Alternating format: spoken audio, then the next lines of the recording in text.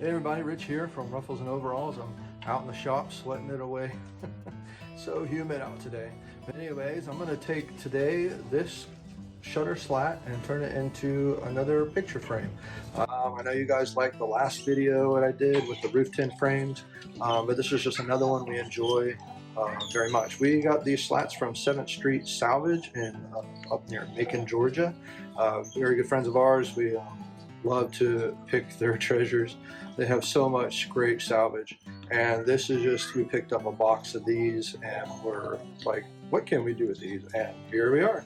So let me get started and I will show you what we like to do.